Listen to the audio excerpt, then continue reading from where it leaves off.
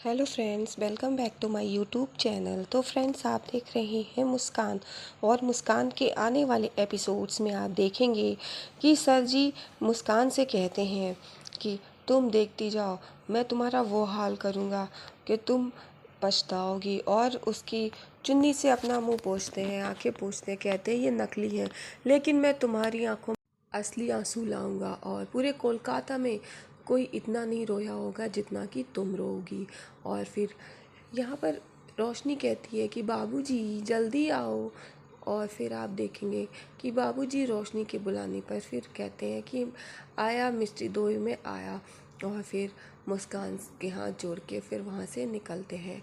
इधर घर पे आप देखेंगे कि रौनक सो रहा होता है और निशा आती है काम अपना सारा ख़त्म करके सोने के लिए। वो देखती है कि रौनक साइड में सो रहा है, पीछे जगह खाली है, तो वो अपनी जगह पर ना सोने जा कर के वो रौनक के साथ ही उसी के बेड पर लेट जाती है और आंखें बंद कर लेती है और रौनक के ऊपर हाथ रख लेती है। जैसे ही वो हाथ रखती है, रौनक की आंखें खुल जाती हैं। रौनक चुपचाप वहाँ से उठता है और पिलो लेकर के वो वहाँ से हट जाता है और दूसरी जगह पर जा कर के वो लेट जाता है।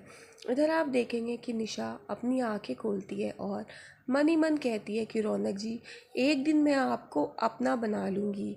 और इधर फिर देखेंगे कि रौनक पिलो ले जा कर के सो जाता है। इधर रात में मुस्कान रोशनी का इंतज़ार कर रही होती है। काफ़ी देर हो जाती है पर मुस्कान का इंतज़ार नहीं ख़त्म होता। इधर रोशनी आती नहीं है, बहुत देर हो जाती है, रात के 11 बज जाते हैं। मुस्कान इंतज़ार करते करते बहुत परेशान हो जाती है पर रोशनी नहीं आती है। और मुस्कान सोचती है पता नहीं सर जी रोशनी को कहाँ ले गए हैं, मेरी बेटी पता नहीं कैसी होगी। और फिर इधर देखेंगे रात को 2 बज जाते हैं और वो बहुत परेशान होती है और वो रोशनी का इंतज़ार करती है, वहीं दरवाजे पर ही वो बैठ जाती है।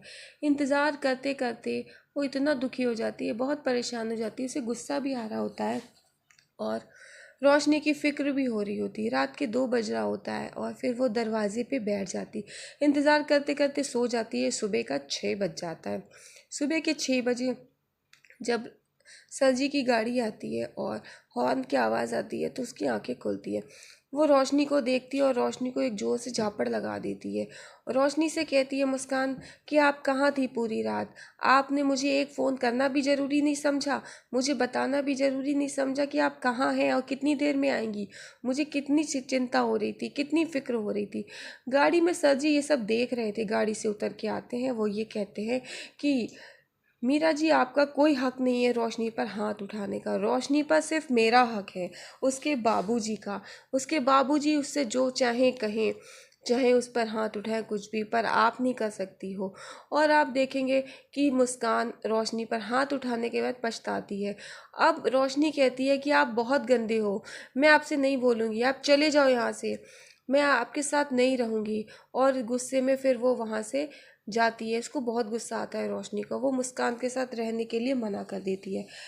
बाबूजी ये सब देख रहे होते हैं, गाड़ी से उतर के आते हैं और वो मुस्कान से कहते हैं कि तुम चाहकर भी कुछ नहीं कर सकती, मिस्टी ढोए वही करेगी जो मैं कहूँगा। और वो मुस्कान को चैलेंज भी करते हैं कि तुम देख लो तुम क्या कर सकती हो, और रोशनी वही करेगी जो हम कहेंगे उससे। और फिर आप देखेंगे कि बाबूजी ये कहकर जाते हैं। मुस्कान इस बात के लिए पछताती है कि उसने रोशनी पर हाथ उठाया। वो मन ही मन सोचती है कि उसने ये कैसे कर दिया, उसने रोशनी पर हाथ कैसे उठा दिया, और वो रोने लगती है। इधर आप देखेंगे कि रौनक नहाने के लिए जाता है अपने कपड़े लेकर के बाथरूम। और जैसे ही निशा देखती है कि रौनक जी बाथरूम में है, और तुरंत उनका फ़ोन उठाती है और जल्दी जल्दी से प्रिंसिपल को एक मेल कर देती है रौनक जी तरफ से। और वो चुपचाप जल्दी जल्दी से मेल कर देती है और मेल करने के बाद मोबाइल वहीं पर रख देती है और मन ही मन सोचती है कि अब रौनक जी प्रिंसिपल से बात करके खुशी का स्कूल बदलवा देंगे और दूसरे स्कूल में एडमिशन करवा देंगे। अब ना रौनक जी मुस्कान से मिल पाएंगे और ना खुशी।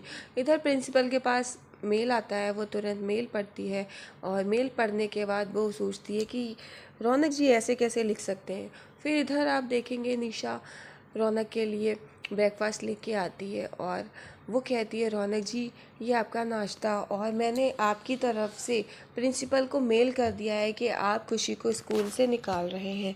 तो रौनक कहता है कि अच्छा, क्या मेल कर दिया आपने? तो वो बताती है। तो आप देखेंगे कि रौनक वो मेल चेक करता है कि निशा ने क्या मेल किया है, और रौनक सोचने लगता है कि मैंने खुशी से पूछा था, पर खुशी कह रही थी वो तो स्कूल में खुश है, उसको कोई प्रॉब्लम नहीं है। तो निशा कहती है कि हम उसके पेरेंट्स हैं, हम उसके बड़े हैं, ये हम ही तो डिसाइड करेंगे कि हमारी बच्ची कहाँ पर सेफ़ है। खुशी वहाँ पर सेफ़ नहीं है और ऐसी जगह पर हम स्कूल नहीं भेज सकते। तो रौनक कहता है अच्छा ठीक है। इतने में प्रिंसिपल से बात होती है। रौनक प्रिंसिपल से बात करता है, प्रिंसिपल पे बहुत गुस्सा करता है। प्रिंसिपल से वो ये भी कहता है हमारी पत्नी कह रही थी कि खुशी वहाँ पर खुश नहीं है, उसको बुली किया जाता है। इतने में आप देखेंगे गायत्री माँ आ जाती हैं। वो देखती हैं कि रौनक प्रिंसिपल से बहुत लड़ाई के तौर पे बात कर रहा है, और वो कहता है कि हमारी पत्नी भी कह रही थी कि खुशी को बुली किया जाता है, खुशी को वहाँ पर बहुत हर्ट किया जाता है। पहले हाथापाई हुई थी, उसके बाद अब ये सब। वो स्कूल में नहीं पढ़ेगी, हम स्कूल चेंज कराएंगे। प्रिंसिपल लास्ट मौका मांगती है, लेकिन रौनक मना करता है। वो ये कहता है हम लास्ट चांस नहीं दे सकते आपको, हमें तो बस स्कूल चेंज करना है। इधर आप देखें गायत्री माँ आ जाती हैं। गायत्री माँ कहती हैं कि रौनक ये तू क्या कर रहा है? तो वो कहता है कि वो हम स्कूल चेंज करवा रहे हैं। तो फिर गायत्री माँ कहती हैं बच्चे तो ऐसे लड़ते झगड़ते रहते हैं, इसका मतलब ये तो नहीं है कि तू उसका स्कूल चेंज करवा देगा। आज बच्चों की लड़ाई हुई है, कल मेल हो जाएगा, और खुशी को अपनी लड़ाई खुद लड़ने देना, उसको सीखने दे बच्चों के साथ कैसे रहना है, तभी तो वो कुछ सीख पाएगी। और अगर तू उसका स्कूल चेंज करवा देगा, दूसरे स्कूल में एडमिशन करा देगा, इस बात की क्या गारंटी है कि वहाँ पर उसकी किसी से लड़ाई नहीं होगी? तो रौनक कहता है इस बात की तो कोई भी गारंटी नहीं है। तो फिर गायत्री माँ कहती हैं कि तू भी बचपन में स्कूल जाता था, रोज़ अपनी शर्ट फाड़ के लाता था, तो इसका मतलब ये तो नहीं है कि मैंने स्कूल चेंज करवा दिया। तू अपनी लड़ाई खुद लड़ता था। और फिर इधर निशा चुपचाप खड़ी रहती है। इधर आप देखेंगे दरवाजे से रानी और उसकी माँ खड़े होकर के देख रहे होते, चुपचाप बातें सुन रहे होते हैं। रानी सोचती है कि अब हम क्या करें, और इस निशा के चक्कर में तो अब हमें तो समझ ही नहीं आ रहा। तो फिर रानी की माँ कहती है अब हमें ही कुछ न करना पड़ेगा, निशा और रौनक के बीच की नज़दीकियाँ बढ़ानी पड़ेंगी। और फिर रानी सोचने लगती है। इधर आप देखेंगे कि मुस्कान घर पर होती है, और मुस्कान अब सोचती है कि रोशनी को कैसे मनाऊं, मैंने उस पर हाथ उठाकर गलत किया, और अब मुस्कान को नहीं समझ में आता है कि मैं रोशनी को कैसे मनाऊं। फिर मुस्कान चुपचाप जाकर के रोशनी के पास बैठ जाती है, और रोशनी साइड में खिसकती है। मुस्कान फिर आगे बढ़ के बैठ जाती है, रोशनी फिर साइड में खिसक जाती है। ऐसे करके मुस्कान बार बार रोशनी के पास जाकर के बैठती है। रोशनी दूसरी साइड में सोफे पर बैठ जाती है जाकर। फिर मुस्कान वहाँ पर पहुँच जाती है, और फिर मुस्कान रोशनी को एक अच्छी सी प्यारी सी लोरी गाकर सुनाती है और उसको मनाती है। गाना गा गा के रोशनी को मना रही होती है, उसके साथ खेलने लगती है। फिर आप देखेंगे कि रोशनी और मुस्कान दोनों लोग साथ में होते हैं। मुस्कान रोशनी से माफ़ी मांगती है कान पकड़ के, और रोशनी को अभी भी गुस्सा आ रहा होता है। फिर मुस्कान रोशनी के पास जाकर उसका लाड़ करती है, प्यार करती है, और उससे फिर माफ़ी मांगती है। आप देखेंगे उसको गले लगा लेती है, और फिर रोशनी मुस्कान की बात मान जाती है। मुस्कान रोशनी के लिए खाना भी लाती है। आप देखेंगे कि मुस्कान रोशनी को गले लगा लेती है, और फिर रोशनी बैठी होती है। फिर मुस्कान जाती है, मुस्कान रोशनी के लिए कुछ खाने को लाती है, रोशनी को गले लगा लेती है, खूब सारा प्यार करती है, दोनों लोग हंस हंस के खेलने लगते हैं। रोशनी का गुस्सा शांत हो जाता है। मुस्कान रोशनी के पास आती है और रोशनी से कहती है कि रोशनी आप मुझे माफ़ कर दो, मुझे आप पर हाथ नहीं उठाना चाहिए था। तो रोशनी कहती है कोई बात नहीं, और आगे से ध्यान रखना। तो फिर मुस्कान कहती है कि प्रॉमिस, मैं आगे से कभी भी आप पे हाथ नहीं उठाऊंगी। और मुस्कान फिर नाश्ता लाती है और रोशनी को खिलाती है। फिर आप देखेंगे रोशनी से मुस्कान माफ़ी मांगती है कान पकड़ के, तो रोशनी कहती है कि कोई बात नहीं। तो फिर मुस्कान और रोशनी दोनों लोग फिर से साथ में अच्छे से रहने लगते हैं। रोशनी कहती है आगे से ये गलती मत करना, तो मुस्कान कहती है पक्का प्रॉमिस, मैं आगे से कभी कोई ये गलती नहीं करूँगी, कभी आप पर हाथ नहीं उठाऊँगी। और फिर मुस्कान सोचती है कि किसी और तरीके से मुझे रोशनी से बात करनी पड़ेगी। फिर मुस्कान रोशनी से कहती है कि जैसे आपको बाबूजी सर्कस पर ले गए थे, वैसे मैं भी आपको पिकनिक पे ले चलूँगी, वहाँ पर हम लोग चलेंगे। तो फिर रोशनी कहती पिकनिकी क्या होता है? तो मुस्कान कहती पिकनिकी नहीं, पिकनिक होता है, और यहाँ पर हम लोग जाएंगे, खूब सारा खेलेंगे, घूमेंगे और ढेर सारा खाना खाएंगे। तो मुस्कान से रोशनी कहती है फिर तो बहुत मज़ा आएगा। मुस्कान भी कहती है कि हाँ, हमें फिर बहुत मज़ा आएगा, चलोगी ना? तो रोशनी कहती हाँ, हम चलेंगे।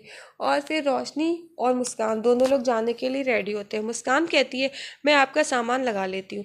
फिर दोनों लोग जाते हैं और मुस्कान के हाथ में बैग होता है। मुस्कान मन में सोच रही होती है कि रोशनी को नहीं पता चलना चाहिए, मैं पिकनिक के बहाने उसे कहीं दूर ले जा रही हूँ। और इतने में टैक्सी आ जाती है। वो टैक्सी से वो दोनों लोग जाते हैं। पीछे से उसको पिंटू देख लेता है जाते हुए। पिंटू सर जी को फ़ोन करके बताता है कि बाबूजी रोशनी गई है। और उनकी गाड़ी थोड़ी आगे पहुंच पाती है तो सामने से बाबूजी की गाड़ी आ जाती है और सामने रुक जाती है। रोशनी देखती है सर जी हैं गाड़ी में और वो हैरान हो जाती है कि अब क्या होगा। तो इतने में आप देखेंगे बाबूजी गाड़ी से उतरते हैं तो रोशनी खड़ बैठी होती है। बाबूजी कहते हैं कि बेटा आप कहाँ जा रहे हो, आपने अपने बाबूजी को बताया भी नहीं। तो रोशनी कहती है कि बाबूजी हम पिकनिकी पे जा रहे हैं। तो बाबूजी कहते हैं पिकनिकी पे तो जा रहे हो, लेकिन आपने हमको क्यों नहीं बताया, हम भी आपके साथ चलते, आप हमें ले जाना नहीं चाहते थे। तो रोशनी कहती नहीं, ऐसी बात नहीं है, तो रेलगाड़ी ने कही सुबह की वजह से वो नाराज़ थी और वो हमें मनाना चाहती थी, इसीलिए हम लोग पिकनिकी पे जा रहे हैं। तो बाबूजी कहते हैं कि हम गुस्सा हो गए आपसे, आपने हमें बताया भी नहीं।